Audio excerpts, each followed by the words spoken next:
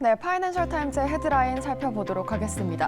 먼저 첫 번째로 퍼스트 시티즌스가 SBB를 인수하겠다라고 밝혔는데요. 대부분의 금액을 이렇게 인수하겠다라고 밝힌 겁니다. 720억 달러, 약 우리 돈 94조 원에 달할 것으로 예상이 되는데 이렇게 17개의 기존 SBB 지점이 퍼스트 시티즌으로 영업을 하게 된다는 소식이 나온 겁니다. Sure and likely profitable, 즉 현명하고 수익성 있는 인수로 기대되는 만큼 지켜보시기 바라겠고요. 다음으로는 디즈니가 7,000명을 감원하는데 이번 주에 시작된다라는 내용이 나왔습니다. 특히나 이 디즈니가 최근에 이런 걸 발표한 바 있었는데 대부분의 감원은 4월 중에 시행될 것으로 보여지고 있고요. 전 분야에 걸칠 것으로 예상이 되고 있습니다. More effective and coordinated, 보다 효율적이고 조율성 있게 진행된다고 하니까요. 함께 참고하시기 바라겠습니다. 다음으로는 AI 시장 살펴보도록 할 텐데요. 생성형 AI가 3억 개의 일자리를 증발시킬 것이다라는 소식이 함께 전해졌습니다. 이 생성형 AI로 인해서 미국과 유럽에서 3억 개의 일자리가 증발된다는 건데요. 이 생성형 AI는 세계 GDP를 7%까지 올릴 수 있다라는 의견도 함께 나왔습니다. 그런데 노동시장의 significant disruption, 즉 많은 혼란을 야기시킬 것이다라는 의견도 함께 나왔는데요. 이 점 함께 참고하시면 좋을 것 같습니다.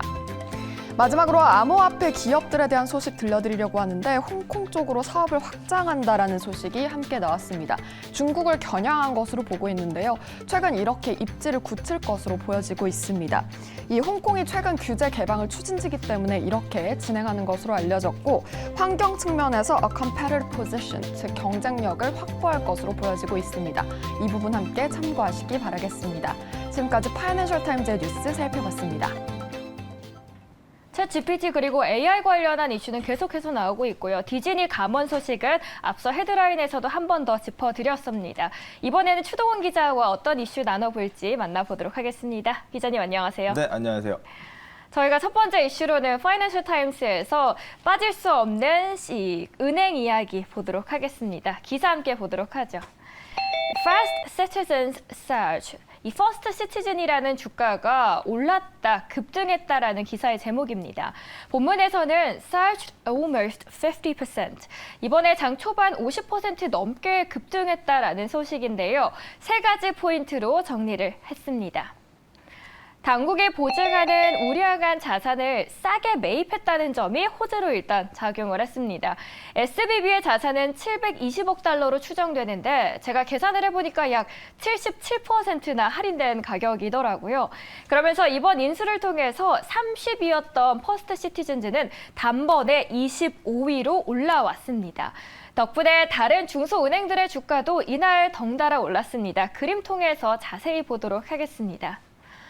먼저 가장 위에 있는 주가는 퍼스트 시티즌즈의 은행 주가입니다. 오늘 거의 40% 넘게 50에서 55% 사이에 상승한 걸 볼 수 있고요. 이 외에도 다른 은행주들인데요. 끝부분을 보시면 모두 5에서 6% 정도는 상승한 흐름을 보였습니다. 이 다음 그림도 보도록 하죠. 브라이언 레빗 인베스트코의 글로벌 시장 전략가인데요. 최근 은행권 위기를 완화하기 위해 정부가 빠르게 움직이다 보니까 시장 심리가 나아지고 있다라고 합니다.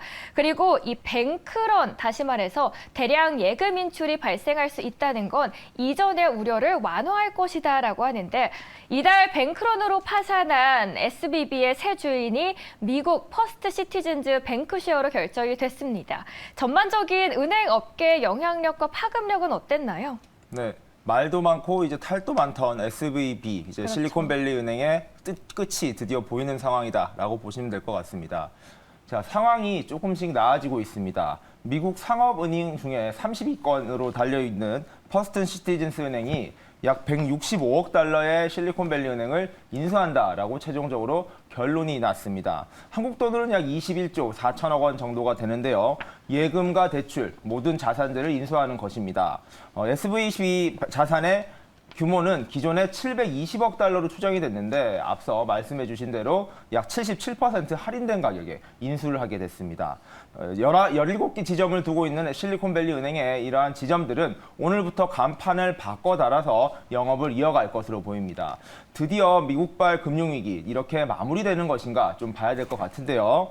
미국 역사상 두 번째로 컸던 이제 뱅크의 파산 이후 매각이 결정됐다는 측면에서 과연 이런 위기 수습 잘 될 것인가는 앞으로 지켜봐야 될 것 같습니다. SVB의 압류 재산은 약 900억 달러에 달합니다. 이러한 증권 및 기타 자산은 연방예금 보험공사에서 법정 관리를 시작합니다. 어쨌든 간에 여전히 많은 자금들이 묶여 있고 손해를 본 사람들이 많다 보니까 이 부분들을 어떻게 해결할 것인지는 차근차근 단계를 밟아갈 것으로 보입니다. 예금보험기금의 손실 규모는 앞서 많은 보도가 나왔던 대로 약 200억 달러 정도 규모가 될 것 같습니다. 자, 법정 관리를 통해서 이러한 이제 예금 규모들이 어떻게 손실이 상계될지 지켜봐야 될 것 같고요. 자, 프랭크 홀딩 주니어입니다. 퍼스트 시티즌스의 CEO인데요. 이번 인수 직후 미국 은행 시스템 신뢰를 심는 중요한 거래였다라고 자신 있게 말했습니다. 이러한 위기 잘 해결해 가겠다라는 의지를 표명한 것으로 보이고요.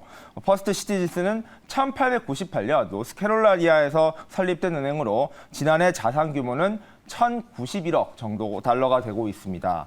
자, 과거 2008년 글로벌 금융위기 때도 여러 중소은행들, 파산한 은행들을 인수하면서 몸집을 불렸었는데요. 이번엔 논란의 중심에 있던 실리콘밸리 은행을 인수하면서 과연 새로운 구원투수로 역할을 잘 할 수 있을지는 앞으로 기대를 모으고 있습니다. 자, 실리콘밸리 은행은 지난해 기준으로 자산 규모가 2,090억 달러, 16위의 중견은행이었는데요.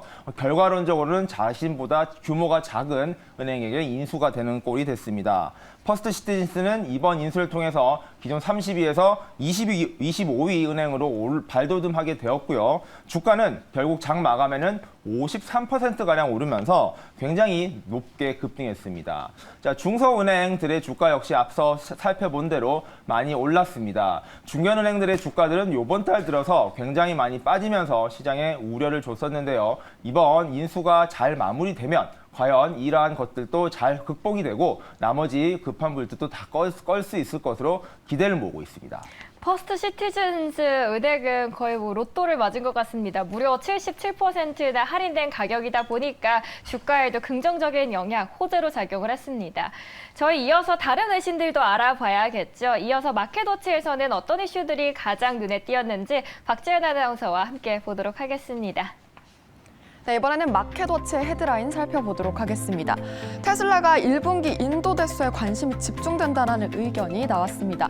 테슬라는 42만 대를 발표할 것이다라고 예상이 되고 있는데요. 이는 전분기 대비 약 4% 그리고 전년 동기 대비는 35% 정도 증가할 것으로 보여지고 있습니다. 테슬라가 올해 초 전 세계적으로 가격 인하를 단행한 이후에 처음으로 공개되는 거라서 많은 주목을 받고 있는데요. The next hot button topic, 즉 관심이 더 쏠릴 것으로 예상됩니다. 애플이 MR 헤드셋 시연을 했는데 평가가 분분하다라는 의견이 함께 전해졌습니다. 이 혼합 현실이죠. MR 헤드셋을 이제 곧 출시할 예정인데 가격이 최저 $3,000, 약 390만 원에 이를 것으로 전망되고 있습니다. 그 Jota Sputtering Market, 즉 시장을 뒤흔들 수는 있지만 아직 하룻밤에는 일어나지 않을 것이다라는 의견이 나온 만큼 함께 참고하시길 바라겠습니다. 도이치방크가 애널리스트가 건전성을 확인했다라는 의견이 함께 전해졌습니다. 특히나 지난주 외부 흔들기로 인해서 빠졌었는데 이 급락세를 만회하는 모습이 오늘장 나타났었죠. 이 케플러 세브로의 한 애널리스트는 약한 고리, 즉 윅 링크가 아니라고 밝힌 점 함께 확인하시길 바라겠습니다. 마지막으로 세일즈포스 의견 보도록 할 텐데요. 엘리엇 이사회 요구가 철회됐다라는 소식이 나타났습니다. 특히나 세일즈포스의 이사회 진출을 요구해온 이 엘리엇 이사회는 좀 철회를 했다라는 의견이 나온 건데요. 세일즈포스와 CEO 마크 베니오프의 승리라는 평가를 받고 있습니다. 과연 향후 세일즈포스에는 어떤 영향을 줄지 확인해 보시기 바라겠습니다. 지금까지 마켓워치 헤드라인 살펴봤습니다. 저희 테슬라 그리고 애플 소식 구체적으로 기업 이슈 단으로 들어가 보도록 하겠습니다. 어떤 이슈가 가장 궁금하셨나요? 아무래도 애플의 이런 헤드셋 이야기를 좀 들어보고 싶습니다. 네, 그래서 준비를 하겠습니다. 마켓워치의 제목입니다. Apple Leap into Metaverse. 애플이 메타버스에 뛰어들었다라는 헤드라인입니다. 그 안에를 구체적으로 들어가 보니까 Apple Executive are cautious라는 단어를 썼는데 경영진은 신중한 태도를 보이고 있다라는 내용입니다. 키포인트 보도록 할까요? 애플이 거의 10년 만에 처음으로 선보이는 획기적인 하드웨어 제품입니다. XR 헤드셋이 6월에 출시가 되면 침체된 메타버스 시장에 활기를 불어넣을 수 있겠지만 하룻밤 사이에 시장이 되살아나지는 않을 것이다라고 전망을 합니다. 기사에서는 블룸버그 보고서를 인용합니다. 애플은 첫 해에 약 100만 대, 그리고 즉 30억 달러 어치의 헤드셋을 판매할 것이라고 예상을 하고 있습니다. 이 수치가 중요한 이유는 출시와 동시에 큰 인기를 끌지 못한 애플워치와 아쉽게도 비슷한 궤도이기 때문입니다. 마지막으로 애널리스트 리터즈는 소비자 공간에 출시되는 모든 메타버스 디바이스는 높은 가격대와 콘텐츠의 부족으로 인기를 끌지 못할 가능성이 더 크고, 이 기기가 애플의 수익에 실질적인 변화를 가져오기에는 아직 좀 부족하다라고 덧붙여줬습니다. 저희는 이제 한 이슈가 있으면 국내 그리고 해외 이슈를 동시에 보는데, 같은 주제라도 보통 각각 어떻게 평가하고 있는지를 비교하게 되면 오늘 신기했던 게 외신에서는 대부분 애플의 헤드셋에 대해서 비관적인 측면이 많았다면 국내 기사에서는 오히려 게임 체인저가 될 것이다, 야심작이다라는 말이 많았습니다. 국내 평가는 어땠나요? 네, 먼저 미국의 평가 한번 살펴보는 게 중요할 것 같습니다. 애플의 VR 기기는 출시될 예정이다라는 이야기는 좀 오래전부터 나왔었는데 계속 미뤄져 왔습니다. 그렇다 보니까 애플에 이렇게 미뤘던 이유, 바로 메타버스에 대한 기대감이 별로 없기 때문이 아닌가라는 냉정한 분석이 나왔었다라고 보시면 될 것 같은데요. 자, 이러한 이제 애플의 MR 기기, 애플의 MR 기기가 언제 출시될 것인가 좀 봐야 될 것 같습니다. 자, 먼저 탑 100이라고 불리는 애플 내 기원 직원들에 대한 이제 시연을 했다라는 보도가 나왔습니다. 100명에게 공개를 해서 이렇게 뉴스를 이러한 기계를 보여줬는데 반응이 썩 신통치 않았다라는 것인데요. 가장 큰 문제는 애플의 이러한 VR 기기가 과연 시장이 무르익은 상황에서 출시되는 것인가라는 부분입니다. 자, 지금 메타버스는 사실 재작년에 가장 주목받았던 신규 새로운 4차 산업혁명의 핵심 기술이었습니다. 하지만 메타를 필두로 한 이런 메타버스 그리고 가상현실 기기에 대한 기대감이 많이 꺾이면서 애플 역시 이러한 출시를 망설여왔습니다. 이미 몇 차례 출시가 연기돼 왔었는데 이번에도 과연 어떤 결과가 나올지는 조금 지켜봐야 된다라는 이야기가 나오고 있는데요. 앞서 말씀드린 대로 $3,000라는 비싼 가격, 그리고 실용성에 대한 의구심, 마지막으로 연결지 못한 시장, 이런 상황에 대한 컨텐츠의 부족도 문제가 될 것으로 보이고 있습니다. 자, 메타 역시 이런 VR에 투자 많이 줄였죠. 인력도 감축하고 관련 팀들도 없앴습니다. 메타가 소프트웨어 및 컨텐츠를 만든다면 애플이 이런 하드웨어를 만들어서 시장을 같이 키우려 했는데 이런 전략에 차질이 생긴 것이다 라고 보시면 되는데요. 앞서 말씀드린 대로 국내 같은 경우에는 조금 다르게 봤습니다. 삼성전자는 이제 갤럭시 글래스라는 이름으로 국내 상표권을 출원하면서 같이 한번 애플과 맞붙어 보겠다라는 계획도 세웠었는데요. 다만 이러한 것 역시 결국엔 컨텐츠가 있어야 될 것이고 시장이 같이 커야 되는데 이렇게 될지에 대해서는 아직까지는 잘 모르겠다라는 입장이 많다라는 겁니다. 그렇기 때문에 국내 기업인 삼성과 애플 그리고 메타까지 해서 세계 기업들이 얼마나 힘을 내느냐에 따라서 결과가 뒤바뀔 수도 있다라고 좀 봐야 될 것 같습니다.